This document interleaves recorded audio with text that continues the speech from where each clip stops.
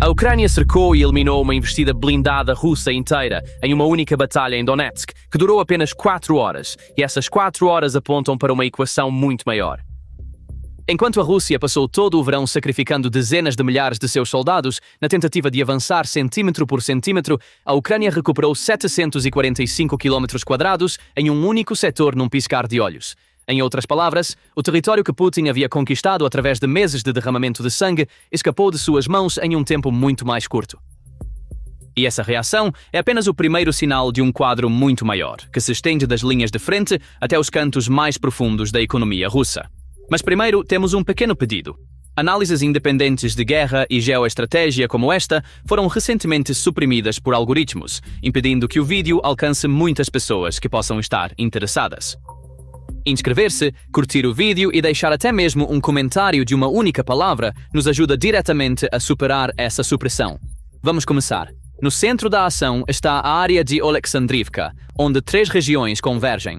De acordo com a declaração do presidente ucraniano Zelensky em 12 de agosto de 2026, a operação de contraofensiva conduzida desde janeiro recuperou um total de 745 km² de território e 26 vilarejos nas regiões de Dnipropetrovsk, Donetsk e Zaporizhzhia voltaram ao controle ucraniano. A retomada dessas aldeias não é apenas uma mudança de cor no mapa, significa o retorno de assentamentos que estiveram sob ocupação por meses ao controle ucraniano e uma mudança na linha de frente contra a Rússia. Além disso, a Ucrânia alcançou isso não permanecendo na defensiva e esperando, mas lançando uma ofensiva direta, ou seja, tomou a iniciativa, pelo menos neste setor, da Rússia, e este não é um sucesso isolado. Faz parte de uma contraofensiva que está em andamento desde o início do ano e está se expandindo passo a passo. A operação foi realizada em 2 fases pelas forças de assalto aéreo e outras unidades.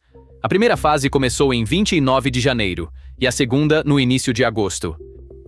Este setor não foi escolhido ao acaso. É um ponto crítico onde as regiões de Dnipropetrovsk, Zaporizhzhia e Donetsk convergem.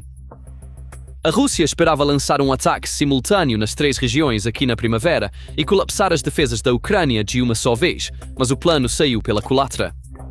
De fato, o think tank americano ESW, que monitora de perto a guerra, calcula a reconquista na mesma região usando um método mais conservador em aproximadamente 626 km². Em outras palavras, o número varia dependendo da fonte, mas o panorama geral permanece o mesmo. Ao avaliar a operação, Zelensky enfatizou um ponto em particular.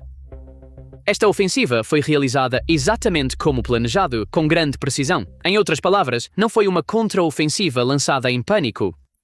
Foi uma operação planejada com meses de antecedência e implementada passo a passo. O aspecto realmente impressionante desta retomada não é apenas sua escala, mas o contraste que apresenta quando comparado ao pouco terreno que a Rússia conseguiu ganhar durante o mesmo período. A ofensiva da Rússia, que continuou durante a primavera e o verão, não conseguiu obter ganhos significativos ao longo de um período de mais de 2 meses e meio. De acordo com os dados relatados, as forças russas conseguiram capturar um total de 37 km² em julho, um ganho que é virtualmente insignificante ao longo de toda a linha de frente. No entanto, para esse avanço insignificante, a Rússia está sofrendo perdas massivas mês após mês. Por um lado, uma ofensiva que custou milhares de soldados e centenas de veículos. Por outro, um punhado de terra em troca. Agora coloque essas 2 cifras lado a lado. Enquanto a Rússia, com seus esforços mais intensos, capturou aproximadamente 37 km² em um mês, a Ucrânia recuperou dezenas de vezes essa quantidade, 745 km², em uma única frente durante o mesmo período. Isso significa que o progresso da Rússia, que em seu ritmo atual levaria meses, ou quase um ano, segundo algumas estimativas, foi anulado em uma única operação. Para colocar isso em termos concretos, considere o seguinte. Uma área que a Rússia tem conquistado centímetro por centímetro ao longo de meses pode ser recapturada muito mais rapidamente pelo lado oposto quando encontra o momento certo e as ferramentas certas. É precisamente isso que determina o equilíbrio em uma guerra de atrito, não apenas quem avança quanto, mas quão sustentável esse avanço é. Além disso, segundo relatos, mesmo em fevereiro, a Ucrânia havia recapturado mais território do que a Rússia havia conquistado. Claro, precisamos ser honestos aqui. Como o ISW alertou, nem sempre é fácil comparar diretamente as áreas em que a Rússia avançou usando táticas de infiltração em pequena escala com as áreas que realmente controla. Portanto, devemos interpretar os números brutos sem exagero, mas mesmo com a interpretação mais cautelosa, a conclusão permanece a mesma. Enquanto Putin desperdiçou dezenas de milhares de tropas por ganhos mínimos, a Ucrânia conseguiu recapturar uma área muito maior. E se uma ofensiva causa mais perdas do que ganhos, já não é uma ofensiva, é uma contra-ofensiva. É possível ver como essa lógica de desgaste funciona em sua forma bruta durante um único confronto de 4 horas em Donetsk. O comando russo lançou uma ofensiva blindada coordenada em múltiplos eixos para romper o cinturão urbano fortificado ao redor de Kostiantynivka.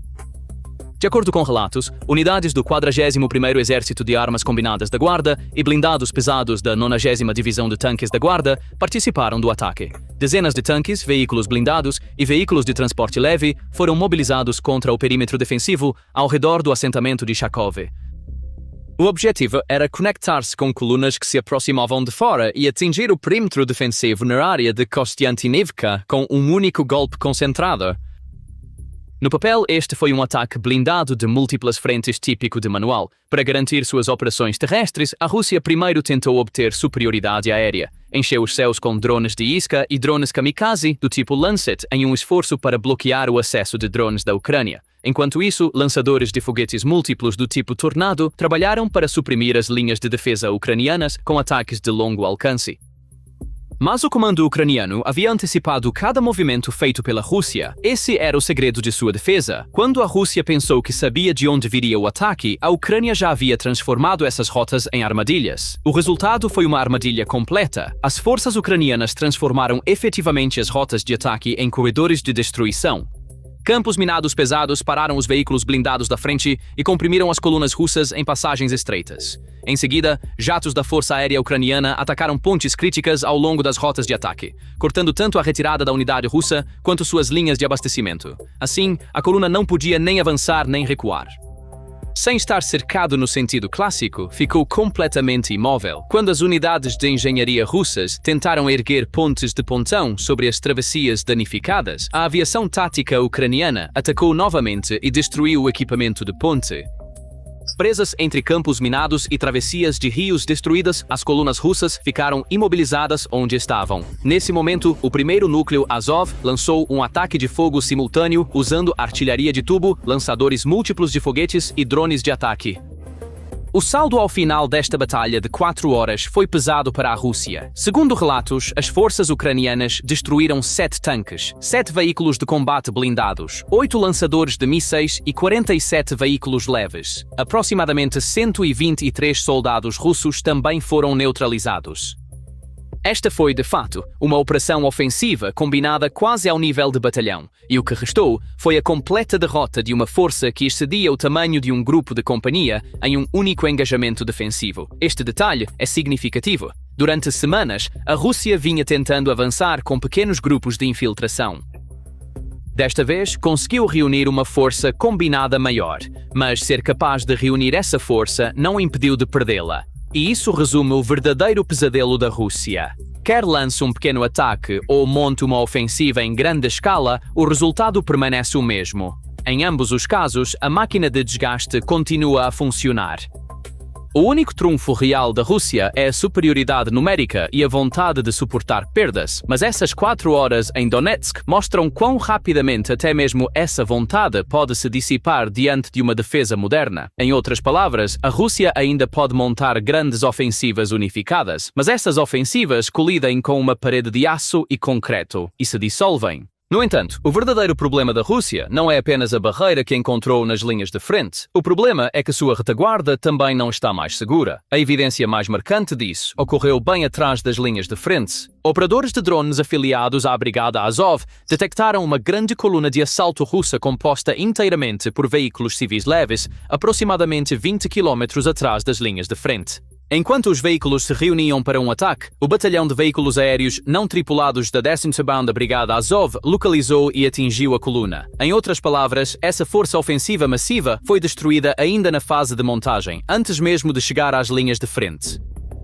Duas realidades distintas estão entrelaçadas nestas imagens. Primeiro, as perdas de veículos blindados da Rússia são tão severas que agora é forçada a montar uma grande coluna de assalto inteiramente com veículos civis não blindados. Em outras palavras, caminhonetes desprotegidas estão substituindo blindados. Isso, por si só, é uma admissão silenciosa da escala das perdas de veículos blindados da Rússia. Uma força ofensiva inteira está agora sendo enviada ao campo de batalha, não com veículos militares, mas com caminhonetes civis. Em segundo lugar, drones FPV ucranianos conseguem alcançar áreas profundas na retaguarda, onde as forças russas antes se sentiam mais seguras. No passado, reagrupar-se a alguns quilômetros atrás da linha de frente era uma manobra relativamente segura. Hoje, essa distância não oferece mais proteção. Para a Rússia, a retaguarda tornou-se uma zona de risco tanto quanto a linha de frente. Esta é a essência da estratégia da Ucrânia, que chamamos de esvaziamento pela retaguarda. Enquanto entope a linha de frente com posições defensivas, ataca as rotas de suprimento, comboios e centros logísticos que alimentam essa linha de muito mais longe. Não importa quão poderoso seja um exército, se seu combustível, munição e reforços não puderem alcançá-lo, sua força na linha de frente eventualmente diminuirá. E quando uma linha de frente é suficientemente erodida por trás, ela eventualmente colapsará sob seu próprio peso. A mesma lógica se aplica às linhas de abastecimento de combustível que se dirigem para a Crimeia ocupada. Segundo relatos, um comboio protegido composto por 3 pesados caminhões-tanque de combustível a caminho da Crimeia foi emboscado pela unidade de drones ucraniana conhecida como Pássaros Húngaros. E como o comandante colocou sarcasticamente, apenas um dos 3 petroleiros chegou ao seu destino. A Crimeia está se tornando cada vez mais um fardo para os ocupantes, já que as rotas de reabastecimento ao norte, o tráfego de pontes e balsas através do Estreito de Kerch e as rotas marítimas estão todas cortadas simultaneamente. A península, outrora considerada o ganho mais valioso da Rússia, agora se assemelha a uma linha de frente que está se tornando cada vez mais difícil de sustentar e que constantemente requer reforços. E essa situação também explica por que a Ucrânia prefere interromper a logística com drones baratos em vez de lançar um dispendioso ataque anfíbio. Em resumo, enquanto mantém sua posição nas linhas de frente, a Ucrânia está transferindo cada vez mais o peso da guerra para as áreas traseiras da Rússia, e isso se assemelha a um cerco em várias camadas em vez de uma guerra de linha de frente clássica. A resposta para por que a Rússia não conseguiu responder enquanto a Ucrânia recuperava tanto território está nos números de baixas.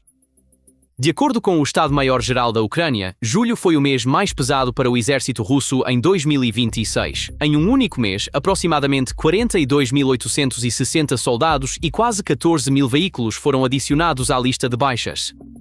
Além disso, 68 sistemas de defesa aérea foram destruídos. Esses números vêm de fontes ucranianas. Não há confirmação definitiva, mas a tendência indicada pelos dados permanece inalterada. Ainda mais criticamente, de acordo com análises, a taxa de baixas da Rússia superou sua taxa de recrutamento de tropas desde março de 2026. Em outras palavras, não consegue substituir os soldados que perde na linha de frente. A única saída discutida para isso é o passo que o regime mais teme, uma mobilização nova e muito mais ampla. Ou seja, pela primeira vez, forçando famílias comuns em grandes cidades a suportar o custo da guerra. A Ucrânia, por sua vez, está infligindo essas pesadas perdas unicamente através dos aproximadamente 4.000 quilômetros de novas linhas defensivas que cavou apenas neste ano, uma estratégia que atrai blindados russos para zonas de destruição predeterminadas, trocando território por tempo. E quando um exército não pode mais substituir suas perdas, ele começa a marchar não em direção ao avanço, mas ao colapso. Algo está consumindo os soldados russos antes de chegarem à frente. 9 em cada 10 morrem sem ver o inimigo, sem puxar o gatilho, antes mesmo de a batalha começar. É assim que esta guerra é.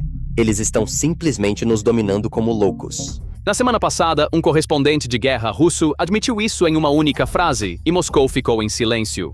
Kotenok disse: 80 a 90% das baixas de pessoal ocorrem durante o avanço em direção à linha de contato, não na linha de contato, apenas enquanto se movem em direção a ela. A resposta veio de uma das testemunhas mais autorizadas que existe. Denis Kapustin, fundador e comandante do Corpo de Voluntários Russos, emitiu um aviso aberto ao povo russo em uma entrevista ao Canal 24 e resumiu a trajetória da guerra em uma única frase. Nos últimos meses, as perdas da Rússia na frente superaram o número de soldados que pode mobilizar. Calhe a boca e comporte-se com dignidade. Por que estão todos gritando? Eu digo, vocês são todos homens militares. Todos os brinquedos acabaram. Vocês são todos militares. Então, esses clipes dispersos são realmente partes de um quadro muito maior? Putin não consegue encontrar homens para enviar para a frente, porque há algo novo que elimina 90% deles no caminho. Esta frase não é uma estatística, é um raio-x de uma guerra. Porque quando um exército se dissolve sem nunca tocar no inimigo, o que o dissolve não é o inimigo, é algo novo, e a Ucrânia passou 4 anos inventando isso silenciosamente. O peso da frase de Kotnok não está no número. Está em onde esse número cai. A história militar aceitou uma regra por séculos. Soldados morrem na linha de contato, onde 2 exércitos se tocam. Essa regra se manteve em Waterloo, em Verdun, em Stalingrado. Kotnok diz que essa regra acabou na Ucrânia. A morte não está na linha, está no caminho para a linha. De acordo com as observações de linha de frente da LRT em Donbas, já não existe uma frente no sentido clássico. A frente já não é uma linha. Tornou-se uma zona e essa zona se estende até 150 km de profundidade para o atacante. Quando a geografia de uma guerra muda, seu vencedor também muda. Na geografia clássica, o atacante concentra sua força na linha, rompe em um ponto e avança por trás. Mas essa lógica depende de uma condição prévia. A força deve chegar à linha. A Ucrânia eliminou essa precondição e o nome para essa barreira é composto por 2 palavras: geografia da morte. Mas para entender o que essa geografia destruiu, primeiro é preciso entender a fórmula de 200 anos da Rússia. Mas primeiro, um pequeno pedido. Análises independentes de linha de frente e geoestratégicas como esta têm sido suprimidas pelo algoritmo ultimamente, e o vídeo não chega a muitas das pessoas que estariam interessadas. Inscrever-se, gostar do vídeo e deixar até mesmo uma única palavra nos comentários nos ajuda diretamente a romper essa supressão. Leva apenas alguns segundos. Agora vamos retomar de onde paramos. Por 200 anos, o exército russo tinha uma fórmula: números e força. Enviar soldados suficientes, sofrer perdas, mas alcançar o objetivo.